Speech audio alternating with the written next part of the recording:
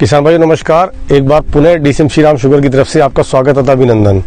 किसान भाइयों, हमारे गन्ने की फसल में खरपतवार नियंत्रण बहुत ही आवश्यक है, क्योंकि खरपतवार के द्वारा हमारी पैदावार में लगभग 15 से 20% तक का नुकसान देखा गया है।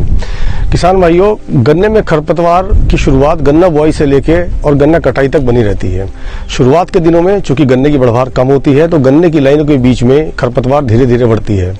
यहाँ पर एक चीज यह भी बताना आवश्यक है कि खरपतवार गन्ने की तुलना में आपकी जमीन से लगभग 8 गुना फास्फोरस अधिक, 6 गुना नाइट्रोजन अधिक तथा 3 गुना पोटास अधिक संचयन करती है। अतः गन्ने की खेती में खरपतवारों का निकालना बहुत ही अत्यंत आवश्यक होता है। खरपतवारों को मुख्यतः गन्ने के साथ में 2 श्रेणी में बांटा गया है, चौड़ी पत्ती वाले खरपतवार तथा संकरी पत्ती वाले खरपतवार। चौड़ी पत्ती वाले खरपतवार जैसे बेल, लता, बूटी, भांग, मटरी, अंकरा, सत्यानाशी इत्यादि। संकरी पत्ती वाले खरपतवार जैसे दूब घास, मोथा इत्यादि हैं। अब खरपतवार का नियंत्रण कैसे किया जा सकता है?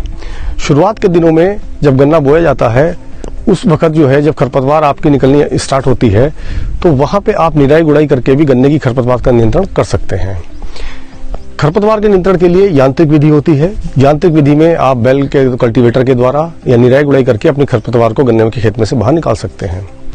दूसरी विधि बहुत अच्छी विधि होती है, जिसमें आप गन्ने की पत्तियों को बिछाना होता है। गन्ने की पत्तियों को बिछाने का लाभ क्या होता है? गन्ने की 2 लाइनों के बीच में गन्ने की पत्तियों को बिछाया जाता है। लगभग 7 से 10 इंच मोटी सेंटीमीटर मोटी अगर हम पत्तियां बिछाते हैं, तो गन्ने की पत्तियां बिछाने से चूंकि खरपतवारों तक प्रकाश नहीं पहुंच पाता है और पत्तियां उनकी पीली पड़ जाती हैं और खरपतवार वहीं पर रुक जाती है। तीसरी जो विधि होती है खरपतवार नियंत्रण के लिए, वो आपकी शाकनाशी होती है, यानी कि वीडीसाइड, जिसको आप वीडीसाइड बोलते हैं। वीडीसाइड मुख्यतः 2 तरीके की इसमें 2 तरीके से इनको बांटा गया है। एक होता है प्री इमरजेंस, यानी कि गन्ना बोने के बाद परंतु खरपतवार निकलने से पहले। दूसरा होता है पोस्ट इमरजेंस। पोस्ट इमरजेंस का मतलब गन्ना बोने के बाद में और जब आपकी खरपतवार थोड़ी सी निकल जाती है। प्री इमरजेंस में मुख्यतः जो वीडीसाइड आता है वो एट्राजीन आता है।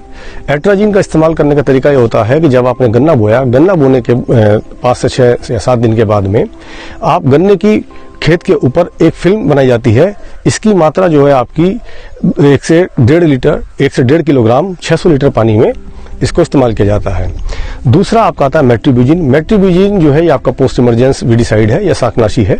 मेट्रीब्यूजिन जो है वो 5 से 10% अगर आपका गन्ना भी जम जाता है तब भी खेत में इसका इस्तेमाल किया जा सकता है। परंतु बरसात के दिनों में खरपतवार का नियंत्रण जो है वो बहुत ही आवश्यक होता है। जैसे कि आप देख रहे हैं कि इस पूरे खेत में लती तथा बेल चढ़ी हुई है और ये लगभग 15 से 20% तक नुकसान करेगी। इसमें सबसे प्रथम तो यह है कि यांत्रिक विधि में इसका तरीका यह है कि आप जो है स्वयं जो है इस लत्ती या बेल को जड़ से इसको निकालें, क्योंकि इसकी जड़ जो होती है, जड़ के नीचे इसकी गांठ होती है, वहां से इसका निकालना बहुत अत्यंत आवश्यक होता है। कुछ किसान भाई इसको ऊपर से काट देते हैं और सोचते हैं कि हमारी खरपतवार निकल गई है, परंतु अगर इसका जड़ में से इसका बल्ब नहीं निकलेगा तो ये नहीं मरेगी। दूसरा इसका तरीका होता है 2,4-D। 2,4-D एक बहुत कॉमन दवा है। 2,4-D में आपको बताना चाहूंगा कि 2,4-D में आपका सोडियम साल्ट भी आता है, एमाइन साल्ट भी आता है, ईथर साल्ट भी आता है। 2,4-D की जो मात्रा है वो आपकी 1 से 1.5 किलोग्राम जो है आपकी पर हेक्टर के हिसाब से इस्तेमाल होती है। 600 लीटर पानी में होती है। बाजार में आजकल जो 2,4-D लिक्विड फॉर्म में भी आती है, जैसे जूरा के नाम से है, आपका वीडमार के नाम से है। अगर आप लिक्विड फॉर्म में 2,4-D लेते हैं, जो कि विभिन्न प्रकार के साल्ट, एमाइन साल्ट या आपका इथाइल साल्ट के उसमें फॉर्म में आती है, उसकी मात्रा आपकी 400 ml होती है, जो प्रति एकड़ हेक्टेयर जो है 600 लीटर पानी में घोला जा सकता है। 400 ml प्रति एकड़ उसकी मात्रा इस्तेमाल की जा सकती है।